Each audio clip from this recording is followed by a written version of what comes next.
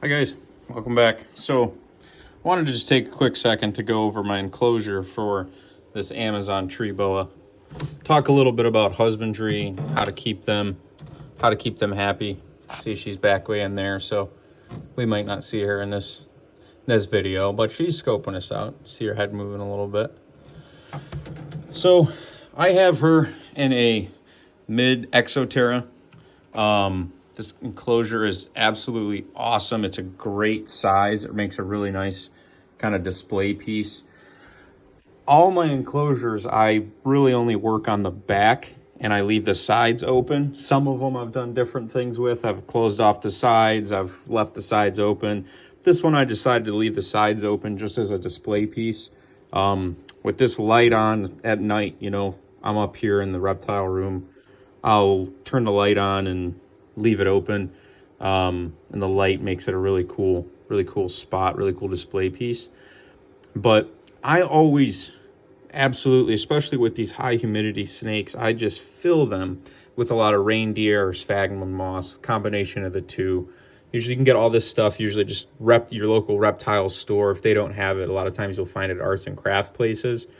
One of the things I found kind of just through trial and error with this is a lot of the color ones you want to stay away from because those have a lot of dyes in them.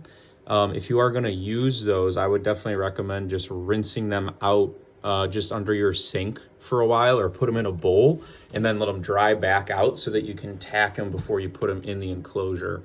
You can actually see this water bowl is an old water bowl, and it looks like the water is dirty, but it's not. It's actually stained from some moss that fell in it, and then that dye kind of leached out. So that's something definitely to be aware of and be careful of.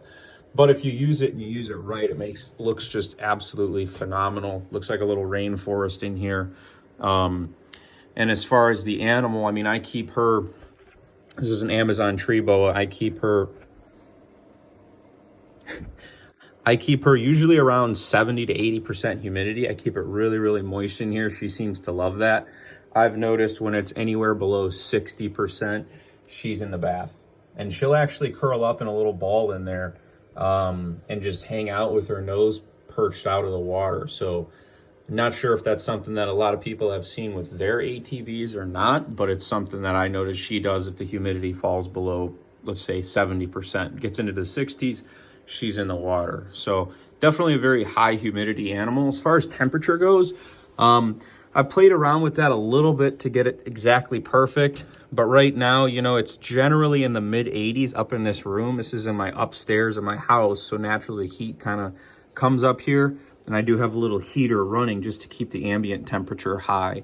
I have no lamps or heat pads for her. I do have a lamp that I might use in the wintertime if it gets really cold up here, but especially through the summer, that lamp just made it too hot, made it about 100 degrees, and that was too warm for her because she would be way down here at the bottom, kind of inside this log trying to cool off.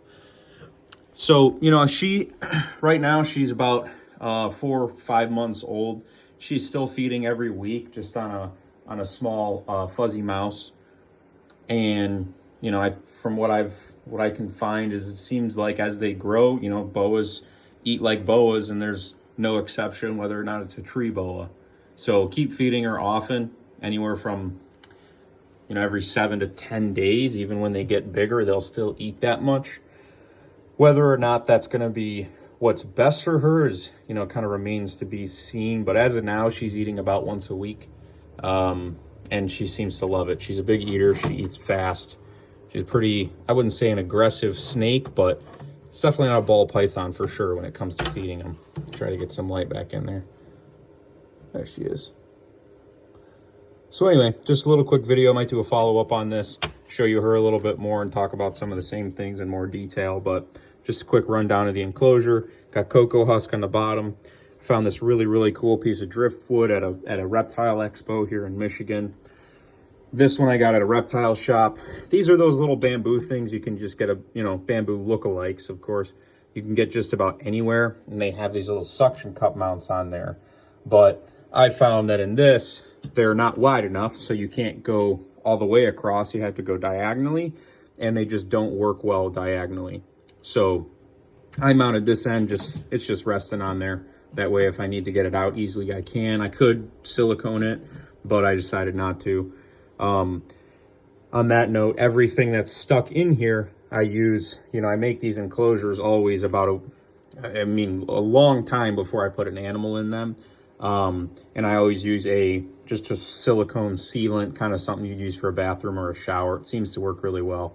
Holds up over time. Occasionally, you'll notice this moss, this stuff back here, doesn't stick to it as well over time. I think as the moss takes on water and gets heavier, it'll actually tear the little pieces of it from the silicone, and then it falls, which isn't a big deal. But if you lightly maintain these every couple of months, they'll stay great with that kind of construction.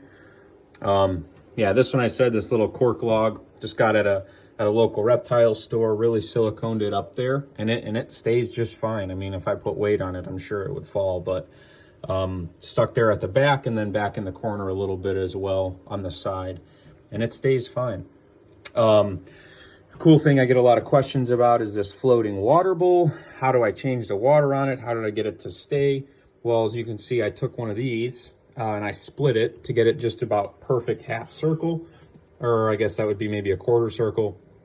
And I siliconed it back here to the side, and I siliconed it up here on the front, and then at the base.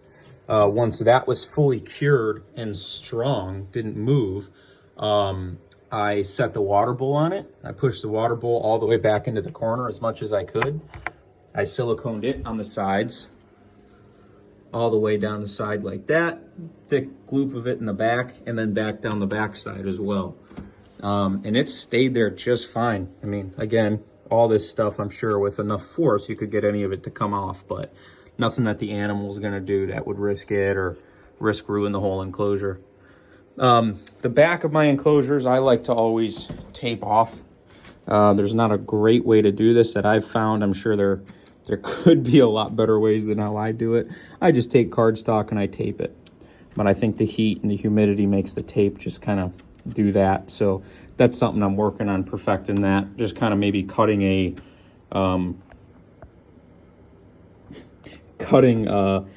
to fit to size a piece of foam or cardboard or whatever, just because it makes a big difference with the display.